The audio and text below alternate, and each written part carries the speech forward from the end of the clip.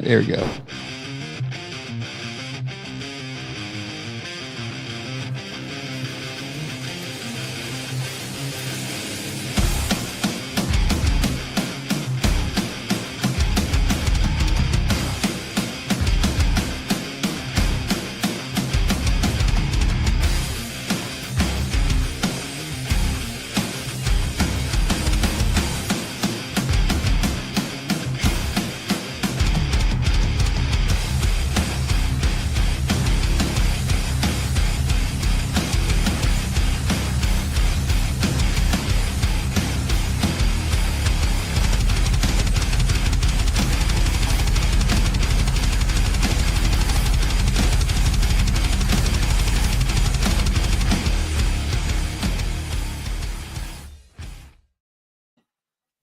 What is up, everybody? What is up? It's your Bearded Brown guy, Bearded Brown's podcast. It's me, Sam and Chad. We're missing somebody. Mike is not here, and people will be like, "What the heck? Mike is always here. He's the guy that does everything." Yes, but not today. Mike had some stuff pop up, so we are going to try to do a show without him. Try meaning I'm going to try to do what he does as good as he does. And I've never done it before. So thankfully we switched services because I think my wife can run this perfectly fine. But either way, we're good. So yeah, we're going to get into the mini camp stories or lack thereof. Some JOK announcement of what happened with JOK. We're also going to get into what people are talking about our rookie quarterbacks, what people are saying around the league, around the, I don't know, sports talk, whatever you want to call it. And Chad had an interesting altercation with an ESPNer. We're going to bring that up. But either way, we're going to talk about it. But first, before we get into any of our content today, I want to say there's something that we found out this week, and I was actually shocked when I saw it. But Cleveland Scene Magazine has this voting up for the best sports podcast. And we've been secretly voting behind the scenes, just seeing how far we can get into it. And all of a sudden, when I clicked on it, I saw that we were in the finals with 4 other great podcasts. So if you can do us a favor, go click this link I'm about to post in the comments below. You'll see it on our page too. It's pinned to the top on Facebook. You'll see it on our X. It's pinned to the top. Just click the link. You have to register your email and your name and stuff, whatever. But it's going to take you straight to the voting section of best sports podcast in Cleveland, and just click on our name and hit vote. That's all you have to do. It's simple, but you could vote every day from now to May 21st, and the winner should be brought up between June 5th. We'll find out who the winner is, but it's a great opportunity for our podcast to get some plug. Obviously, I'm shocked that we're even at this point, but here we are. Chad, what do you think when I sent you that text and I said, "Hey, we're in the finals"? I know you sent to me the original time, and I looked at the list of podcasts on it, and I was like, "Oh my gosh, dude! Some of these have been around so long. We have no shot to compete in this." But it's kind of fun that you entered us or whatever, and then you sent me that "Hey, here's the final 4" or whatever, and I was like, "Oh yeah." How about you? Just for being one season into the starting season 2 of the podcast, essentially. Yep. So, how about you, Sam? How did you? Yeah, I like I said, when we first had the initial, hey, we're in this, go ahead and vote. I really did not think it would go any further than what it did. I thought, hey, maybe next year we'll get in that top 5. And the next thing I know, they're like, "You're in the top 5." I'm like, what?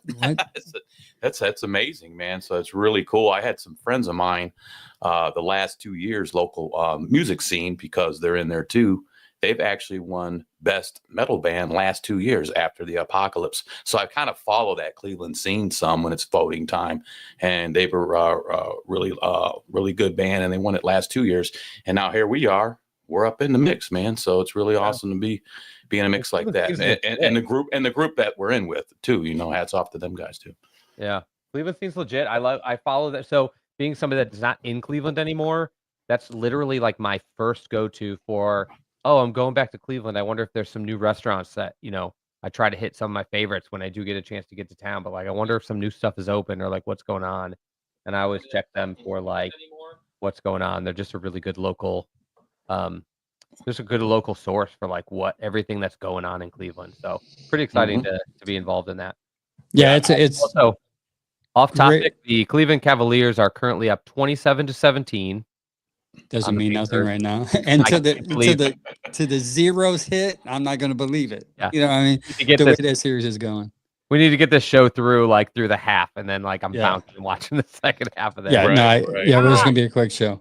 Oh yeah, so hopefully they could keep it going. I know Mitchell's got an ankle injury, but he's playing, so there's some hope still for them. I mean, they came back from 3-1 before, right? They can do it again. Friends who were watching that, who is also a PT, he caught the highlight. He caught the camera on Mitchell when he first heard it, and called me over. I was like, "You got to see this. I think he tore his Achilles." The way he started to bounce up and then grabbed down at his lower calf and ankle, and I was like, "Oh God!"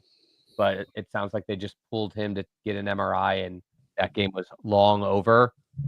Sounds like they were just being cautious. Let's not put him back out there till we know that he didn't tear something. So yeah. So let's get into our notes. By that way, we can try to catch the end of the second half of that game. But first thing, JOK announced that he will miss the 2025 season, which isn't it was one of those things where I kind of expected it, but at the same time when I saw it, it still hit me. It's like, dang it, really?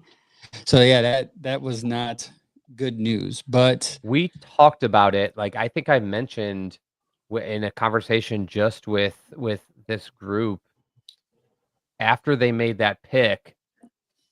My heart sank at 33 when they picked a linebacker, because I think I told you guys my first thought was they have JOK in the building, and that's a position we hadn't even looked at. Nobody had been considering. Nobody had it down as a Browns need. And then right there at 33, when there's all this talent on the board in positions we had been talking about, like receiver, for instance, they pick him, and my heart just sank. He's in the building, they know something that we don't. And then what do you get? 2-3 weeks later, they announce he's not playing this year, and you're like, it was encouraging that he was at the building exercising and stuff, but I've said the whole time, hit the cloud around the coverage on that injury, and the fact that no one had something positive, no news was always bad news. So it was disappointing to hear that. And for fans out there, I'm not saying a guy like that can't come back, because these are such unpredictable injuries, but I'm going to be having the standpoint of we're going forward without JOK. And if somehow after this year he gets treatments, he gets confidence to come back, and he comes back, that would be just a blessing. I'm just glad he's okay as a person. Yeah, same thing with me too. Like Jen said on the comments, real quick, we still don't know the extent of his injuries, but it was nice to see him come in the building, like you just said, Chad, verbatim, pretty much, and it was good to see him coming in happy. What's up, guys? Let's get it, And so I'm just glad, like you said, that he is as for himself, he's moving forward for what he has to do, and I'm just glad that he is he's vertical, man, and he's coming in, and hey, you have to sit out a year, and we'll see how things play out for you. And our prayers go out to for him and his family, man. So.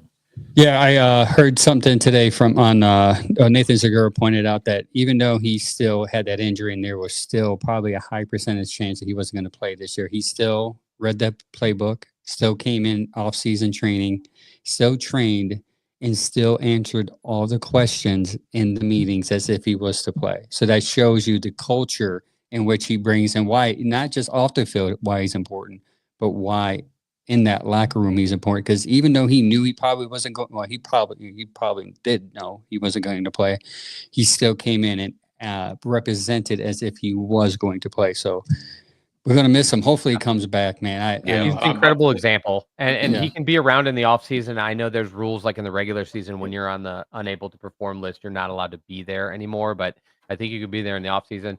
He's going to be an incredible asset. He just understands the game so well that, I just feel better knowing, he's the type of guy who he got his money. I'm so glad he got that second contract, but he's going to find a place for himself to be successful, whether he's coaching, consulting, something surrounding the team or not. So that's good for him. Yeah. Mike just said you guys are my heroes. Mike, you should be here. But hey, we understand you have things to take care of. It's all good. Thanks for commenting, though. You're helping the algorithm a little bit. So on to Ricky minicamp, Ricky minicamp. It was quieter nationally, but locally, it was probably the best thing that's happened because we haven't had a draft picks here in years. So it's like a new toy. So these reporters are like, we got to get in there, and they're just not making up stories, but trying to create a story, right? So it locally it's been fun. And for me personally, someone who's my personal page is a Browns, mainly it's 99% Browns oriented. To see people and react to certain posts at certain times, it's been hilarious to me.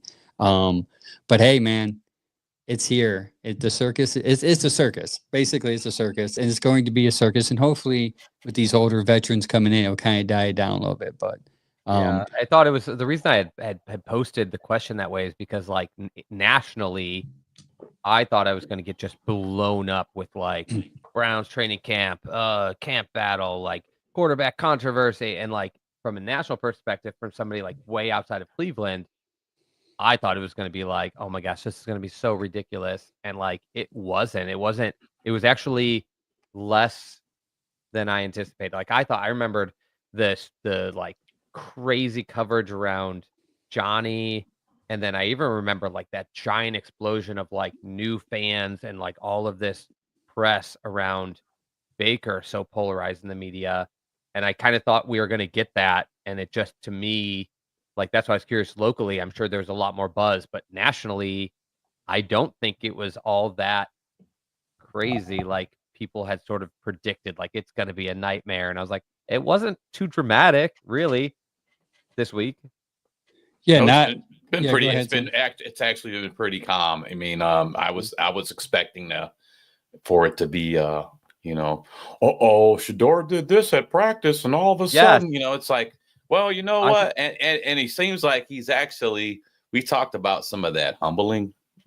And I think, he's out there now because he's like, hey, man, just because I got drafted don't mean I got a job. I still got work to do like anybody else in front of me or behind me.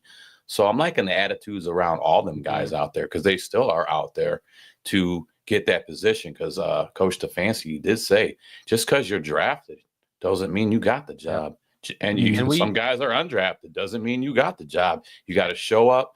You got to do what you're told and put the work in and make your way through this. So, yeah, we got some more specific stuff to talk about the quarterback in a few minutes, but like their comments. But I think to your point, as a general, like overall take of like the press conferences and the coverage and the demeanor of the team, it was very much like that. Very much like we're all here to work.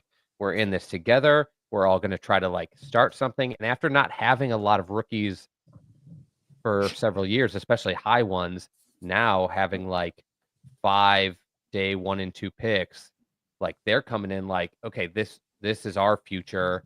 And like, we're setting up something. But I thought they did a great job of like answering questions, not getting things blown out of proportion, not looking overwhelmed.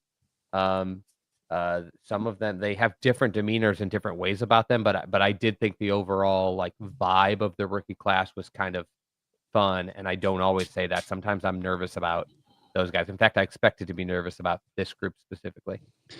Yeah, I have a somewhat of a different view because of the content I post on my page. It's from a fan perspective, not a local.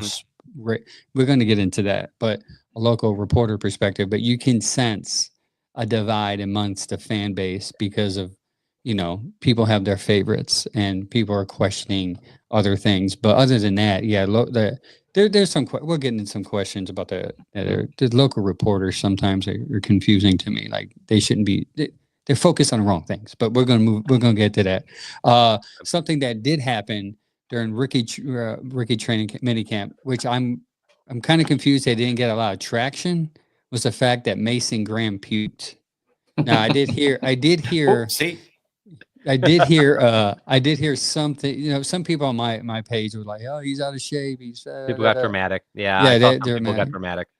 You know, so I'm like, guys, come on, man. He's probably hasn't been training in months. I've seen people say bust. I literally saw people post bust, and I was like, you know what's funny? It's because his last name's Graham. I guarantee you that he was not the only guy that probably might have regurgitated something in the last week there. I guarantee you that's a lot of guys that have not been doing or not doing.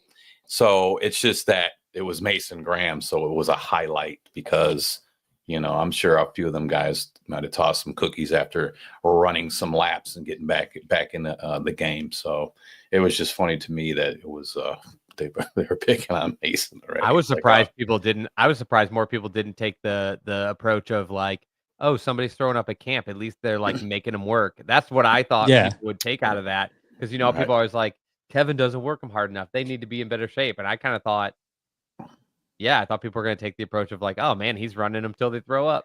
Right. Now I seen somebody else was like, oh, it's food poisoning. There's something wrong with the kitchen. I'm like, then they all would be sick. I said, come on, guys, relax. I mean, Kevin did hit a little bit on why he thought it was good. Why he thought that. Yeah, that he had too many chicken wings. So, and it could be because our kitchen is really good. You know, he might probably won't ever. Now our boy Ralph is a chicken wing connoisseur. He might have been watching Ralph throw down and was trying to keep up with Ralph, but Ralph's on a different level when it comes to the food, man. So, Mason, don't forget. I think it was reported that Mason lost like 20 pounds to get ready for the combine to like be sleeker, faster, do the drills better. And now has came out and said like he's trying to put that weight back on. Like he was heavier in college. He wanted to lose a little for the combine, but then he wants to bulk back up. So he's trying to. That's a good point. He might be trying to bulk it up, and then he got out there to work and was like, crap. That's a good point. I didn't think about that. But one thing, I guess him puking distracted from some tape that I saw on X of his game, of his practice. Then the question that you propose is, his clips look bad. Are you concerned? I was at first. I'm like, I advocated for this dude. Like, I can't be like, me too. I really liked Mason Graham. Like, don't make me look stupid, Mason. Yeah, like, don't make me look stupid, Mason. But after I thought about it, after I took off my fan hat and came down watching, I'm like, this dude hasn't trained in months. He's been preparing for the draft.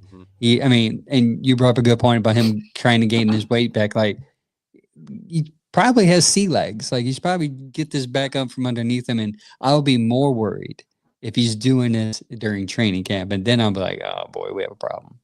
I also maybe he was getting the last of that Michigan out of him. Maybe he was getting the last of them. He's getting in Ohio shape. Yeah, in Ohio shape. There you go. I did hear though. I don't remember which person it was.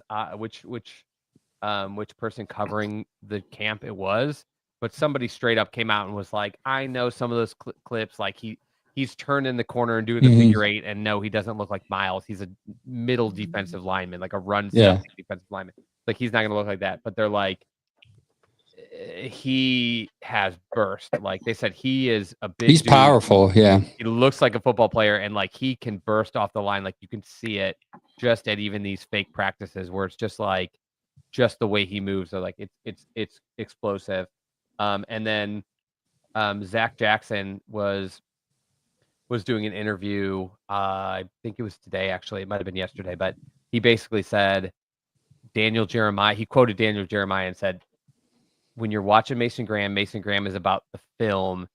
You should not be expecting him to win practices because he's not that type of player. Nope. He's just a gamer. And when he gets in the game, he's disruptive and he's a nightmare, but like because he's not as big as other linemen, or because he just doesn't have like the certain look or movement of like what some other linemen have. He said, just basically don't expect him to come out and win like practices in preseason. He is a Sunday player. Like, he is a game day player. Chad is wearing Michigan State colors, by the way. Okay. It's in Ohio. It's Ohio and a dog. Ohio. Is Ohio? Mike calling you out in the chat. The Ohio University Bobcats. Yes. Okay. There's other green All in right, there Ohio, we Mike. go.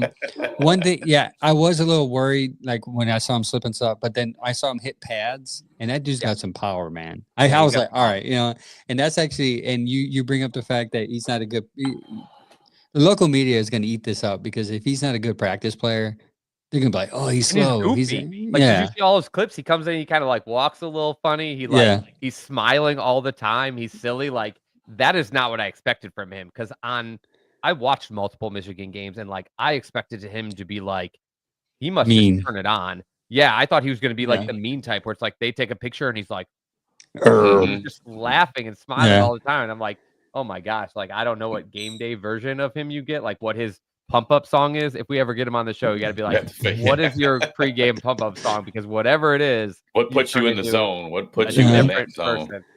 But Mhm. yeah, he's goofy. And again, like I guess I'm just going to stick with Daniel Jeremiah on this and be like, well, he's just not going to win practice.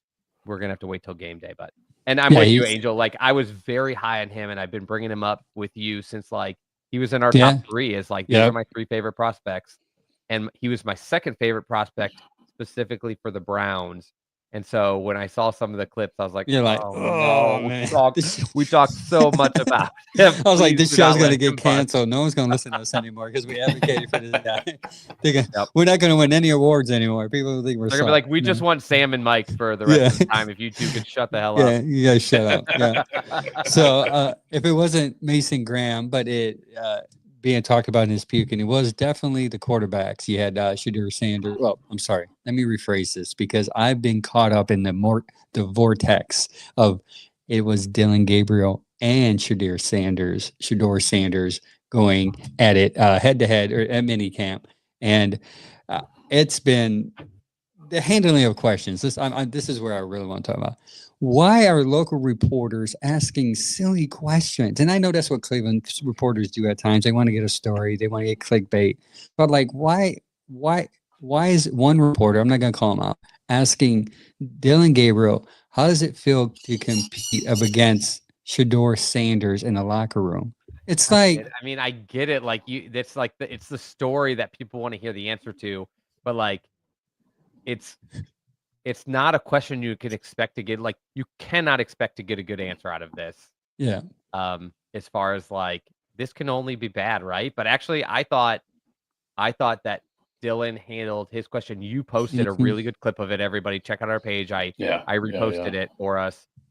There's a post from Sanders' answer and a post from Dylan's answer, and I just thought Dylan's answer on this was just spot on. Like I want to say it was Mary Kay Cabot that asked the question, and it's fine. I don't want to call her out. Like, I get it. Like, that is her type of question. She wants to get that headline and she wants the quote. And like, her and Tony have been at this a long time. They are not afraid to ask those questions because they've been covering this team since like before a lot of Browns fans have been born. They've just been around this team for decades, and they're like, they have no filter left. They're just like, here's my question, I'm going for it. So, and they're not gonna get kicked out of the they're like the 2 biggest reporters, they're not gonna get kicked out of the room, so like they're immune. But I mean, Dylan's answer was basically like, I think even questions like that divide the team, and we're not here like competing. Like, we both know what we have to do. We both want to win.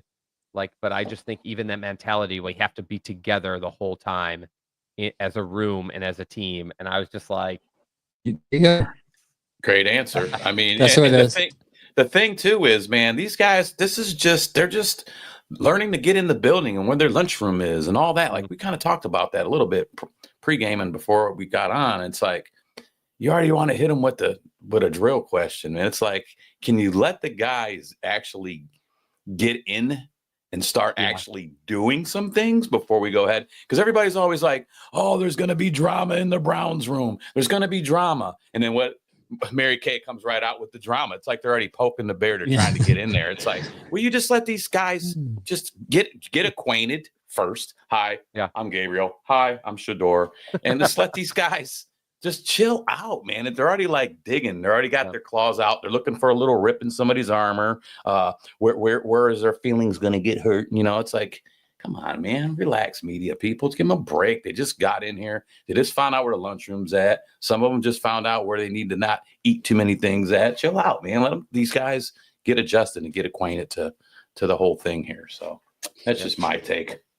They're already they're already poking the bear and they're trying to make something up. They're trying to make a thing. Yep. Speaking of poking the bear, there was a local reporter who got called out for his height by Gabriel, who called Gabriel's height out as Gabriel was leaving the stage, saying, did you guys find out who that was? I didn't. It is a guy from Akron Beacon Journal. I'm an internet spoof, so I did not recognize him, and I was like, I don't know who that is. Yeah, the thing is, like, people are like, he's not getting backlash because he's been around for a long time in Akron. And I mean, there's like no, I mean, he kind of was brushed under the rug, but at the same time, it's funny because he's like, this guy's shorter than me, and it's like, well, two things: nobody watching this knows how tall you are. Are you 6 foot? Because we already knew he was shorter than you. He's 5'11". Like, it's not a surprise.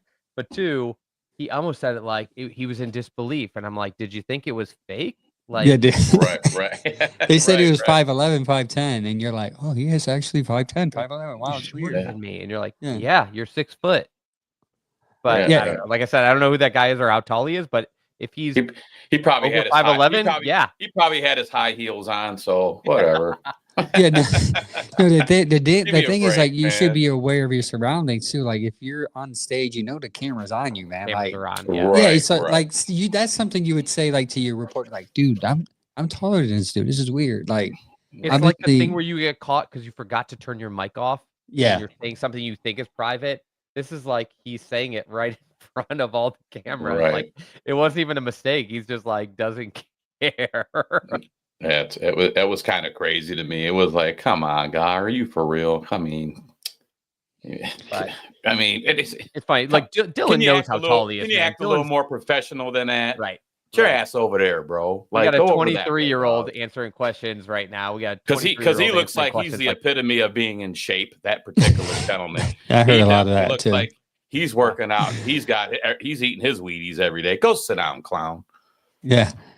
Yeah, I mean, I don't mind you telling the truth. Like, that's cool, but like, you're sitting there in disbelief, like Chad said. Like, you're a sports reporter. Like, unprofessional. You read unprofessional. You read his profile. Like, are you shocked that they actually listed his truth? And it's weird. It's almost like maybe nobody knows who you are, so you're looking for that. Like, go sit down somewhere else. I was just kind of like that. Later, you got to know where you're at. You know where you're at when you're on a stage. You know where you're at when the lights are in front of you. It was almost kind of like he did that so he can get some recognition. His moment. Go sit down, hey, bro. I know a little something about getting your moment. We'll talk about that later. Yes. We will not. And the show will not end until we hear about that. So we're going to move on to Russ Tucker and Tom Parasano, on who backed up all of his Sanders stuff from the pre-draft process. Yeah, Chad, so this was mine. So basically, I just wanted to touch this. So Tom Pelissero was on the Ross Tucker podcast, and basically, I guess he's been getting like a ton of hate because he was the insider who reported that many teams basically took Sanders off their draft board. Owners didn't like the reports they were hearing. They told their GMs, like, I don't want him here, which they have the right to do. I don't love that owners do that, but like, sure, they can say, like, this is my company and I don't want this guy as part of it. Like, if you don't, like, I'm sure if a GM was like, but he's the greatest of all time, then they could talk, but they didn't think that. And so they're probably like, okay, we won't draft Shedeur. No big deal. A lot of GMs were probably like, now I don't have to worry about, this kind of coverage. Like, and the owner made that call for me. But anyways, I guess he's been getting a lot of hate from people, and this shouldn't be a shock. We've seen some of the people that are so staunchly Sanders and how they've like approached him. But he just came on to basically say, like, that people are saying, like, oh, you got this one story from the Giants where he like didn't take the criticism well of not knowing the kind of the trick plays that they gave him, had like purposeful mistakes. And he was like, I just want to tell you guys, like, a lot of stuff I did not write. I was trying to be respectful. My job is to report this stuff, though. And like, that people came to me with it. And he's like, and this was not from the Giants. He's like, the Giants is the story that came out because they were willing to confirm that. And like, they were willing to say, like, here's how our Jackson Dart interview came. And here's how our Sanders one came. And that's to their benefit. They want people to know, like, we chose Jackson Dart. And I know a lot of you, that's not the direction you wanted, but here's how this went. He's like, but there was several teams that like that gave the same report of like we did not like the way he approached his meetings with us, and like he came in like he didn't mean to impress us, and he just basically. I thought it was worth pointing out because we still have people saying like on my timeline, like he got cheated out of this process, and I'm like, guys are standing their ground. Like he didn't get cheated, and he's self-recognized. Like, yeah, I made some mistakes in the process, and now like I'm gonna put that behind me. So I think everybody probably should put the whole like he's getting cheated, he's put in a position to fail, Yeah. all that narrative crap. Like put that behind you because like he's not looking at it anymore, and these stories that came out about him were true. Like he made some mistakes in the process, not having an agent, not realizing he and his dad like what his actual like draft value was, and also not realizing every single team talks to each other, and these GMs are like Yeah. worked with each other in other places. Like they say, like, hey man, I didn't like that interview with this guy, and the word gets around. And like he was treating it like, okay, here's the 3 teams that will probably draft me. This is who I'll take seriously, and the others not really. So yeah, I just think it's time to push that all behind though. But I just thought it was worth bringing up one more time because Pelissero like stuck to his guns. He's like, none of this stuff is fake, made up, biased. Like I'm just going off literally what multiple teams, GMs, owners, scouts told me. Yeah, it goes back to like what he said in the press conference. Like a lot of people hate me because of my dad's name, and it could be partially true. Probably his dad had a lot to do in that process, giving him advice and tell him not to meet this person. Don't worry about that. Maybe his dad had a lot to do with it. I mean, like you said, I think he's learned. I think Sam, you brought it up earlier. I think he's been humbled, and I think that's why he came in early and he wanted to put in work early because he realized this was almost taken from me. I can't, and now I have to work my way back to being what I know I can be. And trust me, Browns fans, that is a good thing. You want 2 quarterbacks working their butt offs to be as best as they can be, and we can have the pick of whatever one we want. And the other one, if there's value, you can get whatever value a team wants from it, whether it's Shador or Dylan. That's a different story for a different day because I do see a lot of division amongst fans because of it, but I'm going to try to stay on topic today. Speaking of quarterbacks, there's a lot of different, wide varieties of opinions, just like the fans. You have some analysts say this is good about Dylan. Some analysts say Sanders is better, and this is why. And we're going to get into that. First, we're going to talk about Spencer German. Dylan has a better movement and more zip on his passes. Maybe. Right. I didn't see. I wish I would see more video of. And here's my only issue. And I'll bring this up. And I know I said I'll move on from it. The Browns media team, please.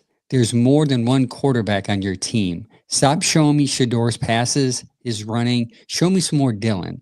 And that's my biggest issue. It's like you're not showing me enough Dylan. Like people should. You're showing me an interception he throws to a middle linebacker, but you're not showing me more of what you do compared to what Sanders is. I think there's a bias in the media room there, but that's a different topic for a different day.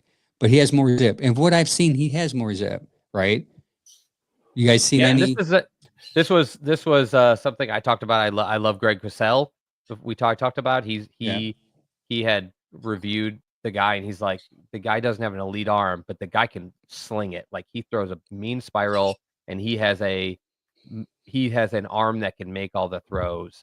He had no questions there. He also said, for the record, I think Sanders has an underrated arm. He's like, people talk about Sanders the same way, like because it's not elite, it's not good. He's like, no, it's good. It's plus good. It's just not elite. He's like, but also agreed, I believe that like Dylan has a pretty strong arm. So like multiple people have said this in the draft process. This isn't new that Dylan can throw the ball. I think people think like he's 5'11", he's small, so he must throw small. I think Spencer's point was like he doesn't throw small. He can throw it. Yeah, and it's what I've been watching because I watch some of the and like I said, guys, like we're out here without pads. Okay, let's take it for what it's worth. Everybody, calm down. Yeah, they're all throwing this. They're all throwing the same thing. Okay, this is going to be a up and over. This is going to be a curl. This is going to be this. And there's nobody covering nobody. And go. It's Mickey Mouse right now. I actually heard one. I think it was Gabriel threw it to Fannin right on the sideline, and somebody's like, "Oh my gosh, why is he throwing it to him like out of bounds?" And I'm like, "Because it's a drill, and they're standing next to the sideline. It's not even like from the center. Like the quarterbacks and receivers were like off to the left side. I'm like, they're not playing on the real field.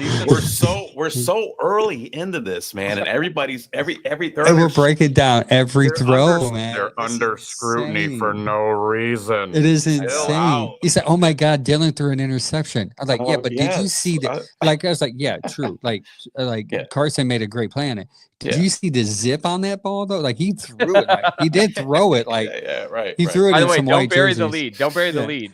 Carson made a great. Carson made a catch. Yes. Yeah, that was. It's like, can we talk about that? No pads, no nothing. But I just think like to see a linebacker like with 1 year starting experience like jump on that ball and actually catch it with hands away from the body. I was like, oh, okay, kid's got some. And the thing is, what got lost about that as a fan was like, see, Dylan threw an interception. I'm like, but bro, like, the pick that you guys didn't want, you said, 33 should have been a receiver. He literally just made a play. No one's pointing it out. By the way, also to Sam's point and to Chad's point, let's calm down because they are also throwing against undrafted free agent defense of players and a bunch of undrafted free agents besides Fannin. Like they're throwing to a bunch of guys that and a few of them actually got calls back, but like they're throwing to guys they've never even probably heard of. Yeah, for sure, man, for sure. But what I've watched out of both of them, I've seen some zip on both for Shedeur and for Gabriel. Just on it's backyard catching right now. Okay, that's what they're doing right now, and I like what I've seen so far. I can't sit there and then say that's our guy. There's no way, dude. We haven't even scratched the surface, y'all. Ironically, our guy might not even be there yet. It could be Flacco or Pickett. But I was gonna say, all of a sudden you're gonna have, man, these rookies are looking great, and they're like Joe Flacco, week 1. All right, buddy, sit down. Now you're gonna be mad, now aren't you? Also a supporter of Dylan Gabriel's Tony Grossi. Now I follow Tony Grossi a lot. I listen to 850 a lot locally, so he is high on Dylan Gabriel, and I think some of it has to do, if I can be unbiased here, he does have a little shade towards Sanders. He doesn't like. He's a very old school guy. He's like, I want an old school quarterback. You know what else he has shade against though, being an old school guy? That it surprised me that he's like had any compliments for Dylan because he's so doom and gloom. Like I thought he could easily just come out and be like, they both stink. Yeah. But he hates short guy. Like he got fired from somewhere for like, I mean he got in trouble from somewhere for calling Baker Mayfield a term that we don't use anymore. Nope. He was crazy on Johnny Manziel for being so little. And so when I heard this, I was like, oh my gosh, I thought all you would come out and say is like, Dylan is just too little. I don't even want to talk about him. So I was kind of surprised that Grossi had anything positive to come out of his mouth. And when they drafted, he's growing. And one thing I do like about Grossi is when he's wrong, he'll admit it because Dylan has grown on him. When they drafted him, he was confused. Now he's like, well, I kind of can see how Gabriel can work in Kevin's system. James Frank on Facebook says, I hope both of these guys ball out. And I wanted Sanders for months, but before the draft. But if they choose Gabriel when the time comes, and that's who I'll cheer for when he's a Brown. And that's probably a different show because we can spend all day about how fans pick and choose. But we're going to move on. But I think it's cool. Like that's the attitude we should have. Is like, I hope one of these guys works out. Like, don't get your sights on one guy. If either of them work out, that is great for us. If both of them work out, that is a miracle. And if they both work out and everyone else seems to be panning out accordingly, this is going to be a great draft for Andrew Berry because you hit on every one of them. All right, that would be crazy. In my mock draft, I picked 2 quarterbers for a reason because you have a quarterback problem. Now here we are. We got 2 quarterbacks. No, you got 4. Now we got in the draft. So now it's like hype city. So I just want these guys to go out there and play their best, and they know what they need to do.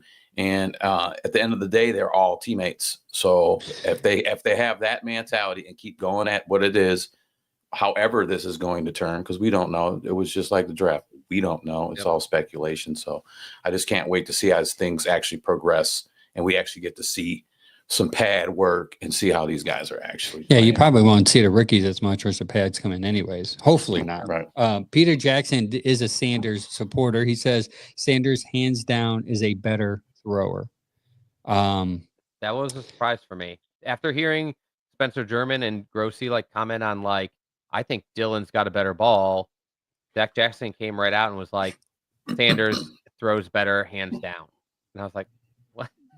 It's weird, man. It's like it's a love hands down too. Not yeah. like they're both similar. He was like Sanders all the way. All day. Now he Yeah. came out later and he did admit like he doesn't believe it. He's very openly like, I don't believe in Gabriel.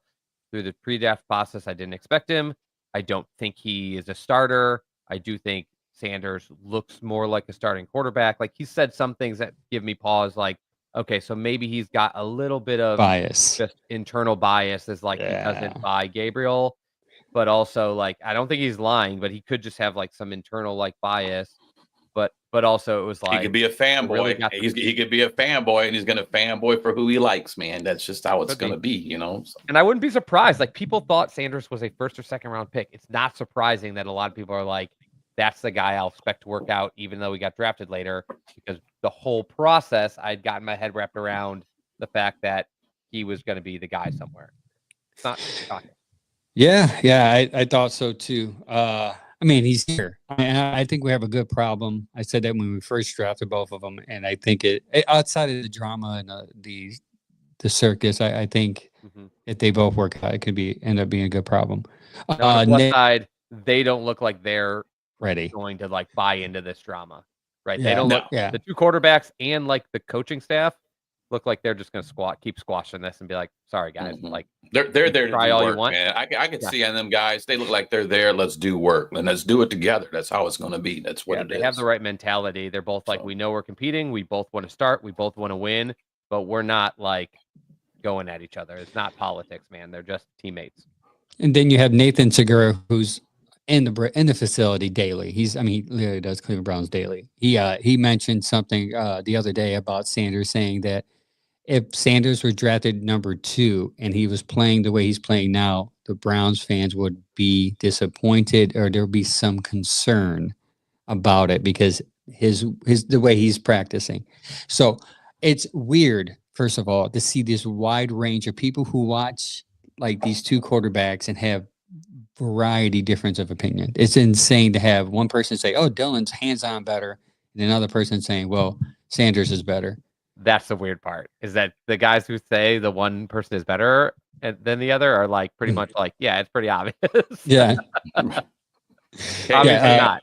Hey Adam, how you doing, buddy? Thanks for joining the show. Mike trimmed his beard, so he's off the show for 3 weeks. He lost the bet. I'm just playing. Yeah, he had something to get booted for life after this. No, he's a good. He trimmed his beard. He don't look like he's old enough for the show no more. So he's got that baby face. No, so yeah, it's going to be interesting to see now that I assume next week we're going to talk about the start of the camp, the veterans and the rookies coming together. But it's going to be interesting to see how that's handled now that the reins is kind of put back onto the veterans. Let's see what happens with this battle and how this conversation is going to die down. Like, who's got more reps? Oh, Sanders had 4 more reps today as opposed to yesterday. They'll count them. Yeah, they will. I've seen quarterback competitions where Mary Kay Cabot's like, so-and-so got like 29 reps and so-and-so got like 24. Like that's happened. Yeah. Let's move on to a group of people, a group of draft picks that I'm actually more excited about as I was watching rookie minicamp, and that is our running backs, right? Our running backs, they look good, man. Samson, you guys talked about Samson last week. I was on the show, and out of all the picks, this is the pick of course I like Jenkins too. I mean, he's an Ohio State guy, but this is the guy I'm most excited about, Samson, because I can't believe that we got him where we got him. And I remember sending a message to Mike saying, Samson's coming to bar. I would love to get this guy, and ended up getting him. So they look good. You know, Coach Staley. Just like the quarterbacks, like I don't believe they had any intention of walking out of this draft with both of those running backs. Me neither. I think the scenario for both of them was they had them graded way higher. They're sitting there and they're looking at we have Samson, let's say, as a second round grade, late second round grade, making that up. I don't know their board. And then we've got all of these third and fourth rounders in the fourth round. Like, obviously, we're taking the one guy that stands out as like way earlier, even though we just picked that position. Like, it's very clear the way they picked was like later on in fourth and fifth round. Like, these guys were too good to pass up. They picked not knowing they'd be there. You know, I got the same comment on Pickett. Like, why would the Browns give up a fifth for Pickett and then they picked 2 quarterbacks? I'm like, because they didn't know they were going to be able to do that. Like, they never thought for a second we're going to pick. They're probably choosing between Sanders and That's exactly Gabriel. what happened. They decided on Gabriel because like he fits, and they thought Pickett, Flacco's our veteran, Pickett's our reclamation project. Gabriel will be our backup with like upside to surprise us. Mm-hmm. And then out of nowhere, they got this chance to get Sanders, and they're like, they probably are like, well, we wouldn't have taken Pickett if we knew this could have fallen this way, but it did. So like same thing with the running back. Like a guy too good fell to them. Yeah, I'm willing to bet that's exactly what happened with the quarterbacks. They had no intentions of drafting 2. That's why they signed Flacco the way they did. Even when Flacco said, "I didn't think it would happen. I just came home from playing golf and I got the phone call." And Flacco was a decision. They said, "We're going to have Flacco Pickett," and they told Dylan, "We're going to draft you in the 3rd round." So they already had their 3rd round pick. They definitely picked Flacco once they came to the conclusion after the process. We're not taking a guy in the 1st round, and we're probably not taking a guy at 33. They didn't know they'd have 36, although they knew it was in the works. But they were probably like, we're not taking a guy in the 1st. We're not taking a guy in the 2nd. We need more depth. We're picking up Flacco. Like, it's exactly how it happened. And that's why I believe. To your point, that's my thought on the running backs. Like, they never intended on 2. Nope. One that was so highly graded for them fell, and they had to grab him. And we talked about it last week on the show. Multiple draft guys actually had Samson rated higher than Judkins. Like, they were neck and neck through the process. So if the Browns felt that way, which wouldn't be a surprise, not a shocker that they're like. And what's great is now we got both them guys. You know, I'm almost looking like that could be your 2-headed monster at running back, man. Without a doubt, you got that could be your smash and your dash. Smash dash. You know what I'm saying? And you let them guys rotate in out, however it may work. You know, we still have a Jerome Ford, there's still a Pierre Strong hanging around. We still got these other guys, but I can see them 2 young dudes being like, let's get it, bro. Me and you, we got it. Let's do it. You know, they're both very friendly. Yeah, we have not seen that in a while. You know, we haven't had that dual threat. We kind of had that Chubb Hunt thing, but I'm talking. This is a different level. This is a Junkins. This is different because they're coming in together. Yeah, they're starting it together. Absolutely, and like Chad. When you just said Chubb and Hunt, that's exactly what I thought. Like, I remember watching Chubb and Hunt practice together, and they loved being a tandem. Like, they were competitive with each other in like a fun way. They both wanted to be the guy. They were both probably good enough to be the guy. They play very differently. And like, I watched them competing, and the word was like Coach Deuce Staley, who Stump Mitchell had commented on. Like, I know they don't have me, but like, you guys, like, don't cry for me. Like, Stump Mitchell is the one coach they hired when they let all of us go, and he did not agree with the coach firings, but he felt that the one guy they replaced with a good coach was his position.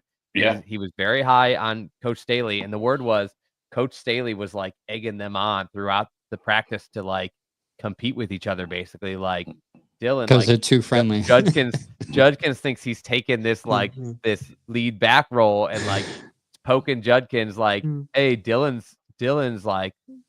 said he's gonna beat you out in all these drills, and he was like making them constantly like run their drills against each other, and they were doing it very competitively, kind of like pushing on each other, but like it was very cool to see them like going at it in like the way I remembered Chubb and Hunt like doing drills against each other. Like, yeah, we're buds, but like we're also going to kind of duke it out a little bit. And the great thing about it, guys, is it looks like they're genuinely having fun out there together, and that's where you start. That's where you build a camaraderie between two guys at the same position. So, like, I can't wait to see how this ends up.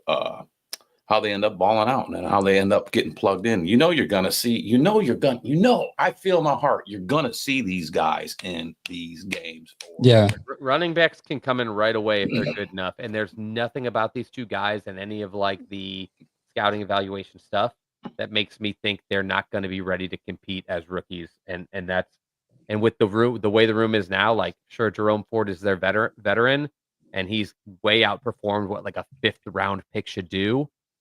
But you're looking at two guys that honestly everybody thought was like, somewhere ranked between 30 and 60. Like these are day 2 picks that and they fit the system. They both fit what this offense wants to do too. So Judkins went probably even a little earlier than some expected because he's exactly what they wanted for the way they run.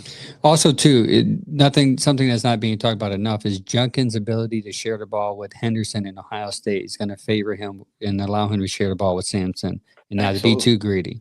So that is a great scouting.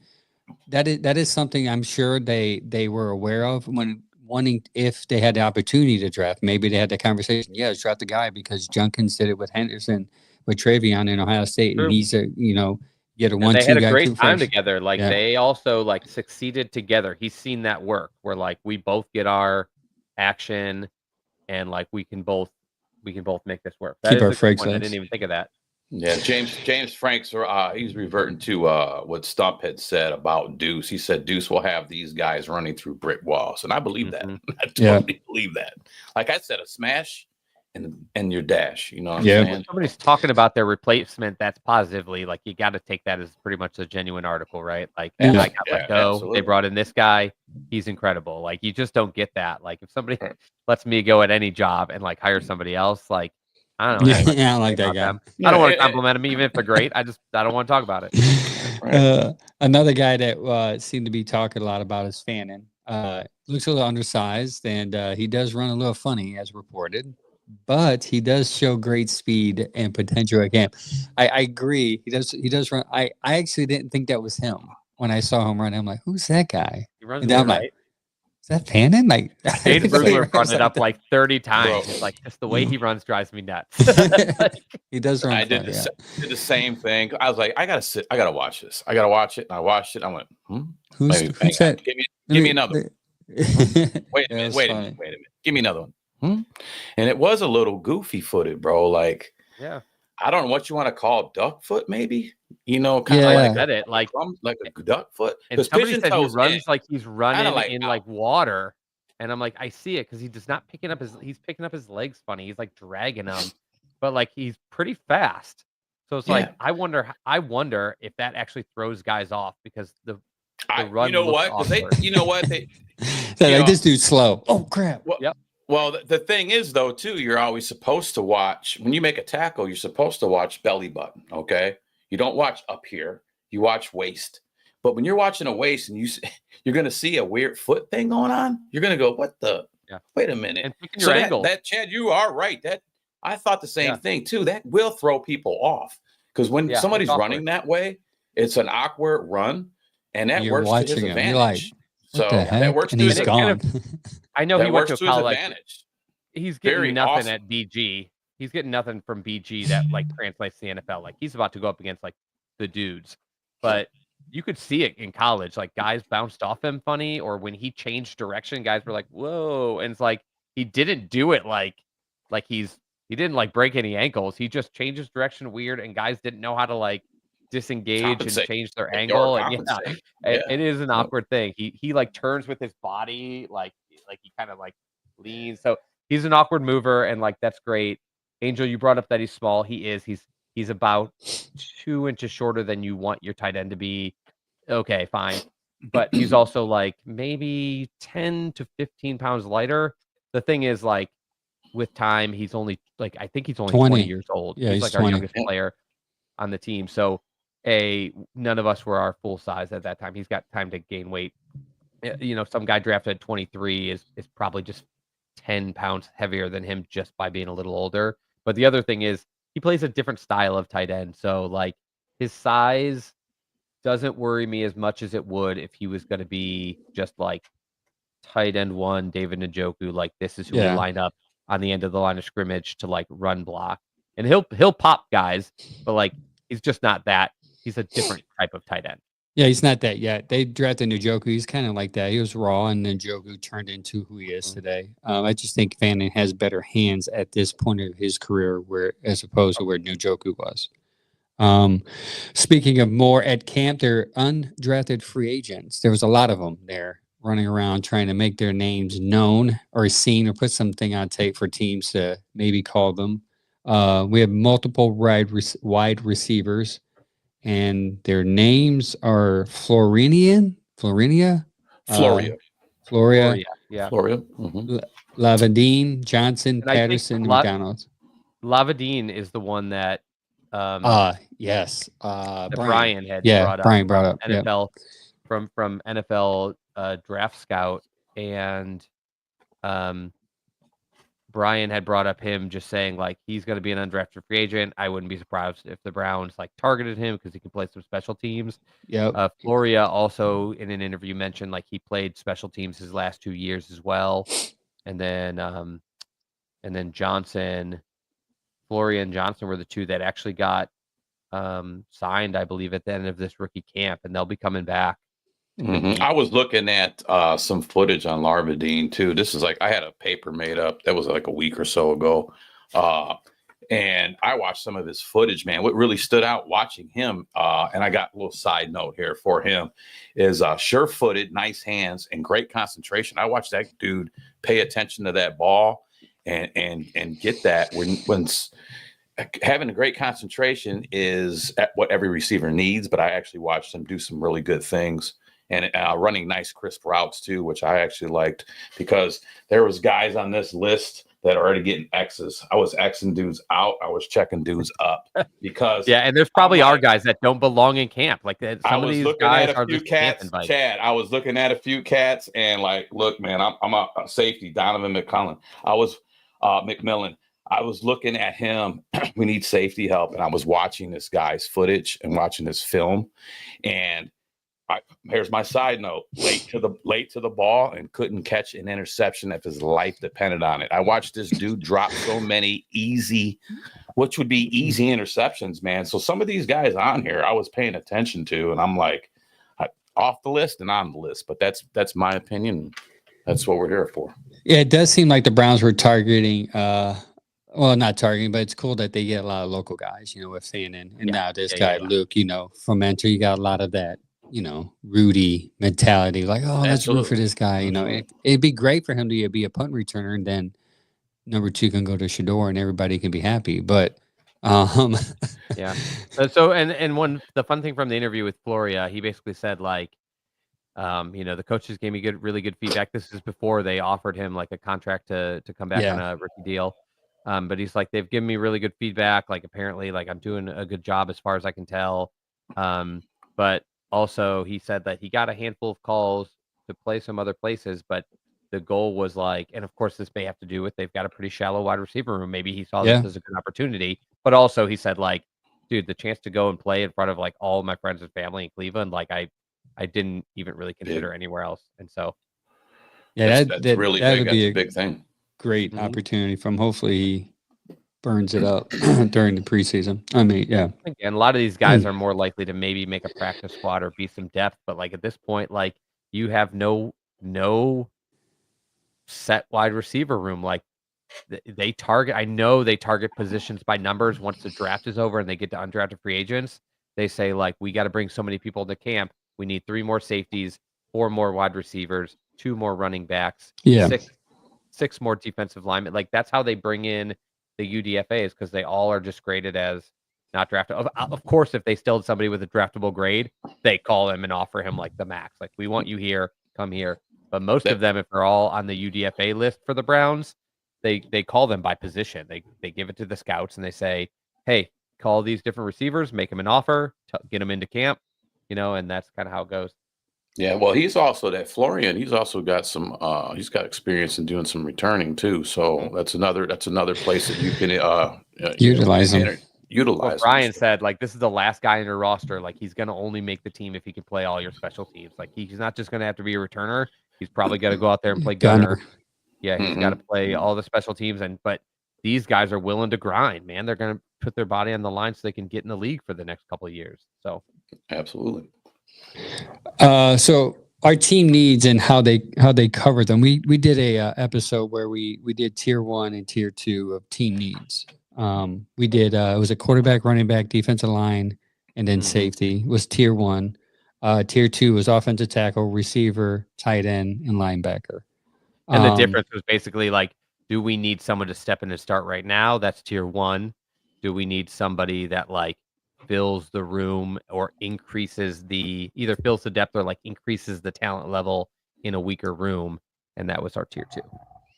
Yeah. So we got Mason Graham, obviously, linebacker.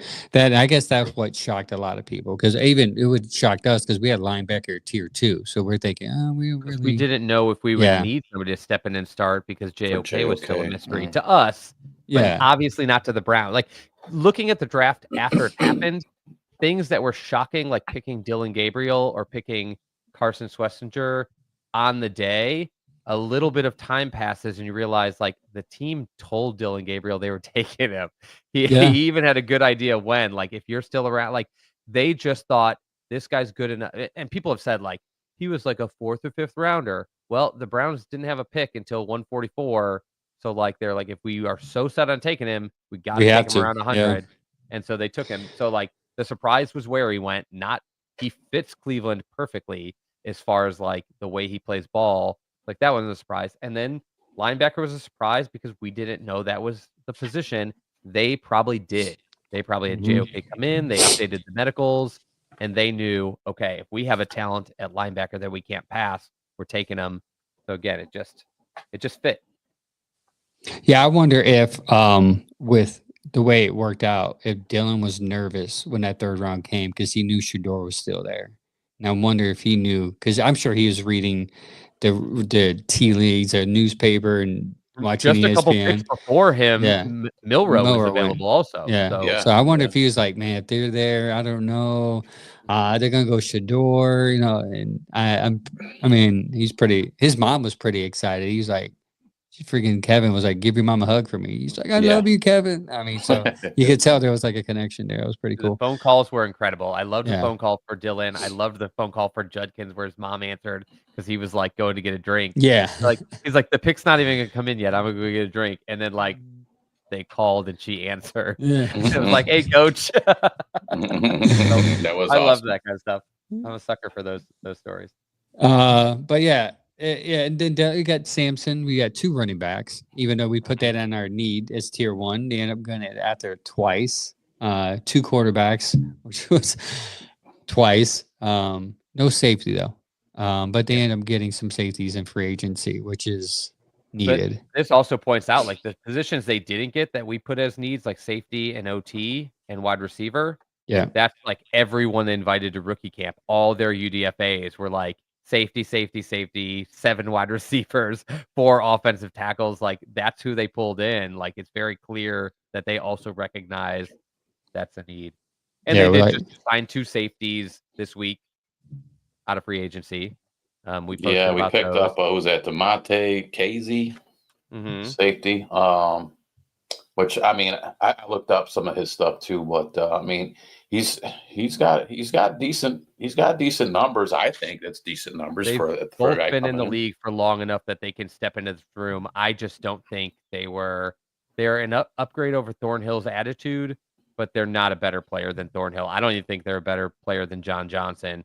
And so like, I'm disappointed because I really wanted to upgrade that room, and instead we just added depth, but we added enough depth that if we can't find anybody else for a good price until camp, like they've got players that can go out and start NFL games for them, which is good. Yeah, see, I looked at undrafted free agent Lamarian James from TCU, and I watched him play the cornerback position, man. And I was watching this dude, and I'm like, man, this dude's got extreme closing speed. He can get back to the ball quick. He's got great coverage. And my mind went, man, because sometimes they take these guys and they intertwine them into different positions. And I was looking at him like a free safety. I said, this. And honestly, the safety we need is a coverage safety. I think that is the need that we need to upgrade. I'm looking at him. I'm like, this dude, he could be turned. He could be turned that way. I thought, from what I was looking at him on film. So that's something to keep in mind. So Donovan McMillan, And like I again, said, like you can't fill every need in every offseason. Like Yeah, they you can't. try, No.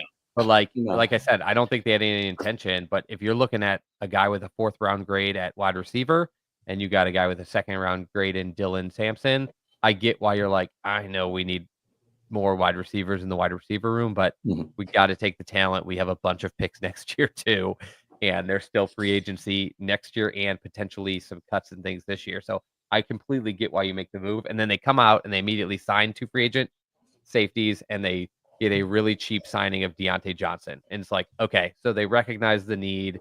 They know they need to put on some band-aids for this season. They didn't get those spots filled, and now they're covered with some pretty low risk veterans. Yeah. Low risk. I like the receiver. The guy. I think he can run. I think run the Deontay routes. Johnson fits Yeah, here perfectly. Yeah. I think he's get. He's Obviously, what we wanted Elijah Moore to be, and I was more on Elijah Moore because he's only 25, and I just don't think they've scratched the surface. They brought back Flacco, who I think could play with him. They brought back Pickett, who you could say all you want to say about his negatives. He has them, but I think he could get the ball to Deontay Johnson. And so we basically brought in the veteran version of what we hoped Elijah Moore could be. And he would help my quarterback Kenny because there's some relationship there. So but also you're totally right. The way he runs routes, they need it. Yeah, he makes sense for all of these quarterbacks because what they're good at is just hiking the ball and delivering to a guy on rhythm. And Deontay Johnson, when his attitude is right, he can do that all day. He is just a wide receiver too, like all over the map. Yeah, and he if you look back at his career, he hasn't really had a good quarterback. He had a good year in Carolina. In Pittsburgh, sorry, and in Carolina, but he hasn't really have a consistent quarterback. So hopefully, he's had is like the end of career Roethlisberger, who was like, right at the beginning of his career was the end of Roethlisberger, and I think that might be the only one he would have had. It's a lot of Mason Rudolph, Kenny Pickett, and the worst part is like rookie Kenny Pickett. Like that's not a great situation. Yeah. Duck Hodges, he went and played with like Bryce Young, who's just trying to figure it out. He didn't even play in Baltimore. They traded for him and then they basically benched him the entire time, which was weird. No wonder he was so pissed off. But if he gets his attitude right, like I'm excited to have him in camp as he's a short-term option. Yep. Poll positions, covering surveys from social media this week. Yeah. We didn't have a good one this week. The only one I can come back to, and I think this is the end of it, right? Yeah, this is the last of it. The only thing I can come back to is I did do a poll of like the one I found interesting is who will be your starting quarterback for the Cleveland Browns in December? And 52%, so over half of the fans, and we have mixed opinions all over the map, but over half the fans think it'll probably be Shador, whether it's that he's earned the job or he becomes a starter, or they're just like, well, the season is at the end. Let's see what we have. But more than half of our fans think Shador will be the end of the year starter. And I thought that was an interesting poll. They think, okay. I find listen, and it's crazy because if you say anything bad about Shador, you're just a bad person. But I don't see how he can get in unless Gabriel gets hurt, because I think they're going to want to play Gabriel over him, even if it doesn't look good on paper. But by then they'll know who they want to play. I guess the fortunate thing is by that time they'll know which one of those guys has the lead, right? Yeah. By mid-season, like one of them is going to come to the meeting rooms, get what's happening on the defenses, and somebody's going to take the lead there. So. My opinion on that is you're always going to play the guy that that's going to go out there the best of what you've seen. You're not going to put a guy out there to see what he does when you got a guy that is clearly a better player than that guy, whether it be Gabriel or Shador or however this works out. This quarterback drama works out. These are the days of our lives as our quarterbacks. You just don't. You got to go with the best, and you put the best out there. That's how you do product. I agree. Before we end the show, there's a couple of things I want to bring up. A couple of announcements that our podcast has recently been trying to come partners or connect with other people, as you can say. And we have an opportunity here to connect with Stump Mitchell and Hanford Dixon. June 13th, they're doing a free. Now, this is important to understand. It's free, meaning you don't have to pay. You can bring your kids as ages from 6 to 14, boy or girl. It's Legends Youth Football Clinic. It's going to be happening down there in, I can't read it that small, Dover, Ohio. I signed up my girls as soon as I saw Stump post this. I know my girls aren't into football. They don't like it, but I begged them because I want them to go. I just want them to go and have. It's like, listen, I understand you guys like to dress and let's go out there and run. And I convinced them because I said, hey, you can win an MVP award. So they said, oh, we can win an award. So they go. So I'm going to be down there. It's a major award. Yeah, so go on. It's a free event, man. Go and sign up. As I believe it's there's the information there. It's on our page. I post on it all the time. Go to our Facebook page and our X and Instagram. It's all there. Also follow his Stump Mitchell podcast too. It's a great podcast. Also, second, the weekend after, there is a event going on with the Tuscarawas County Browns backers. It's presented by TMDE Sports. Great. I was on their podcast a couple of weeks ago. Really good people. Legends of Bowling. All these Browns people, boxer and the guy that dots the I at Ohio State is going to be there signing autographs. They're going to give raffles. You can bowl. I think the bowling for a lane is like $300 or $150. But we're going to be there as a podcast. Me, Mike, Sam, and my kids are going to be there bowling, and it's a great opportunity for you to go and meet some older Brown player. Ralph is going to be there. So come in, and that is you can go on to their website and buy tickets for that ahead of time. Lanes are filling up quick. We got our own lane, Sam. We're going to be bowling with bumpers. So are you ready? I need bumpers. I'm not a good bowler. I think in my lifetime, and I'm almost 50, in my lifetime, my highest game, because you remember a high game, you don't remember all the low ones. My highest game, I want to say, was like a 165. And I was like, yes, I did it. Yes. So yeah, man, bumpers all day for me. Yes. So yeah, it's noon to 5. The lanes are 150 for 6 people. But it all goes toward, it helps towards the youth football in that area too. So that's something you could support. And they're going to do tons of giveaways, tons of raffles. So you'll probably get a couple of signed players. Also, the players there are going to be doing signatures. It's just a great event. The guy, Rich reached out to me, called me, and he's like, I want you guys there. If you guys can make it, that would be great. And we're going to go, man. I mean, it's 2 hours from us, an hour and a half, but it's still going to be a fun day. By the way, my Browns backers, like social medias, I'm 100% sure that like we follow each other, the Beach Browns backers in San Diego, because when I first started it, I just went on and like found all the Browns backers on all the pages, and that's definitely when I saw the name, I was like, that's definitely one of them. Yeah, I talked to him for like an hour. He said they've grown from like, I don't know, he took over last year and he said he'd grown from like 50, 60 to like 300. So it's he probably wouldn't know me then, because when I started ours like 5 years ago, I was like texting all the Browns backers and I was like, yeah, like we should like do some collab stuff for like our socials. And I'm actually gonna try to get him on the show before this event to promote it. That'd be awesome. And by that way, you guys can talk Browns backers and bring up, what you guys do. But and we can always have Stump on to promote his stuff. But yeah, so go on our socials, follow us on X, YouTube. YouTube, we're almost at 500. That's our goal before the season starts. I think we're at 346 right now. X, we just hit over 500. Shout out to Chad for working hard for that to get in the back. Shout out to the 15 new followers I got today by accidentally. Yes. Do we want to elaborate? Can we elaborate on this a little bit? Thank you for telling me. And then I got to go watch the Cavs. But all right. But yeah, so basically, here's what happened. I was just time zone's different, so it's probably 7 in the morning or something like that here time. And I'm like, as I'm making coffee, I'm just like opening my phone and just scrolling through like messages. I always have a bunch of notifications in the morning because everybody else in Cleveland got up 3 hours earlier to either comment on stuff we said or tag us and stuff or whatever.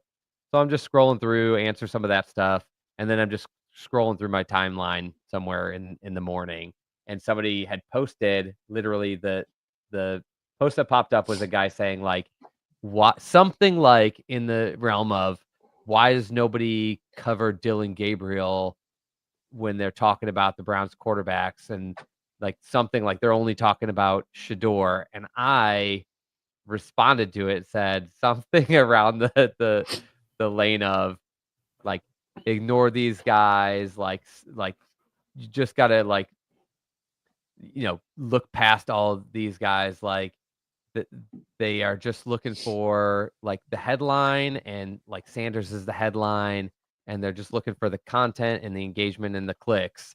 And apparently he was responding to a Pat McAfee video, which ironically they were talking about Dylan Gabriel in that video. So I, even seeing that, was thinking like, oh, he's responding to them like, oh, everybody else is not talking about Gabriel. Why aren't other people talking about Gabriel? At least that's how I took it. But anyways, so I posted that, and the McAfee Show Twitter immediately reposted. It was like, I hate when these pieces of shit that don't know what they're talking about have something to say. And I like read it, and I'm like, that seems like a weird response to like the point I was making, because I'd already watched the video. I saw they were talking about Gabriel, and I was like, yeah, they're covering Gabriel. And in the video, they're like 3 times like, I think Dylan Gabriel's being overlooked. I think Dylan Gabriel's really got a shot. On that same episode, they had Dan Orlovsky on, and he's like, yeah, Dylan Gabriel, like, I really liked him before the playoffs. I kind of soured after the Ohio State game, but like, I shouldn't have. Like, everything I liked about him carries over. So like, it was a very pro Dylan Gabriel show, but apparently it got misconstrued as I was like calling McAfee as like just a clickbait site. I guess is how they took it. 22. I get a text from a roofing buddy of mine.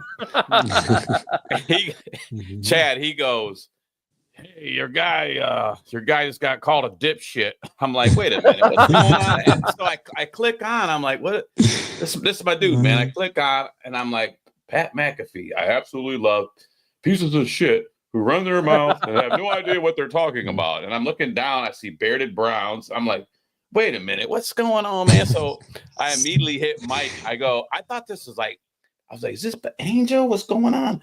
And I hit Mike up. I said, what is this stuff? He hits me back. He's like, who's got two thumbs and is not good at X? Yeah. Well, hang on, Mike. Mike was like, wait a minute, dude, this is awesome. Hang on a second. And I go, okay. So we're looking at it, and I'm on the phone with Mike. He goes, oh, this is Chad, dude. This is about Chad. I'm like, oh, get him, Chad. That's okay then. All right, let's go. So the craziest part is, it was pretty funny how it went down, because I get a text message, and then it goes to Mike, and then we're checking in, and that was pretty funny, man. We got blown up. Like I went to work, and then like I get, like I said, when I'm at the hospital, like I get chunks of time where like nothing's happening, so I step away. I'll check my phone. And I like clicked on it. It's like, you have 46 like messages or comments. I was like, kaboom. What? So I started like clicking back on it. The craziest thing was, it must just be like a super bro-y audience, I guess. The craziest thing was a bunch of people. So like I went on, I was like, oh yeah. So like, I didn't mean it that way. Like, sorry for the miscommunication. What I mean is, anyone who is only covering Shador and like won't cover Gabriel or any of the other draft picks, like they're in it because Shador is the headline, and that's what gets the clicks. And like the amount of people that went after me, like, oh, I can't believe you're backing down, like, go after him. And I was like, no, like it's not even like that, right? Stick to your guns and stick to your take. And I'm like, but that's not my take. Like, I would feel like an idiot, like arguing that like you should. That, I don't want to make you're like I'm not trying to get this more misconstrued than it already has. Right. I was like, if that's how I really felt, I probably would hold to my guns because I'm stubborn as hell. But I'm like, no, but that's not like the take. So I'm like, like, why are you backing down? Go at him. And I'm like, I'm not gonna go at him. Like, he's funny. Right. It's like, like maybe not calling me a piece of shit would have been super cool, but them just retweeting us at all got it. Like I said, got us like 15 new follows, and I was like, we're trying to grow the Twitter account. Chad, I laughed because I go, man, Bob Golick called me a pussy about a month ago. Right. So now Pat McAfee's called me a piece of shit. Golick, that was not a joke, because me and Bob Golick were kicking it. We're already good. Me and Bob will be on the show. Bob Golick thinks you're a pussy, and and I go, here's Chad. Pat McAfee thinks I'm a piece of shit. It was That's, funny, dude. I couldn't stop laughing. I'm like, this is getting good. I like this. This is good. That's how the podcast is going to get notoriety. We'll get name calls and Yeah, followers. absolutely. Yeah, But I told my Somebody's the gonna be only like, thing these I guys text my are buddy pieces back. of shit. I gotta take a listen. Yeah, I text my buddy back simply. I go, you take the good with the bad with the guy with the hands. Like, I don't know. I don't even. I don't That's know. my. Those That like was- my two top emojis are this one and this one, and I used both of those today like 10 times. I'm like, That's funny. That's good stuff, man. That's good stuff. On that note, we're going to let you guys go. Thank you for tuning in. Don't forget to follow us on all our socials, man. We're on Instagram, Facebook, YouTube, X. Obviously, you'll get shout out by Pat McAfee. You will get a couple of followers, but thanks for tuning in and commenting and keeping stuff moving in the algorithm. Until next time, like always, go Browns. Go Browns. go Browns. Go Cavs. I don't know how they Cavs just doing. lost the Anybody? lead. By the way, the Cavs just lost the lead. Yeah, They you don't just- want to. You don't want to know. I've been watching. It's been on like my split screen, and like I'm like, Danger okay, we have the lead. zone was when they lost whole that game.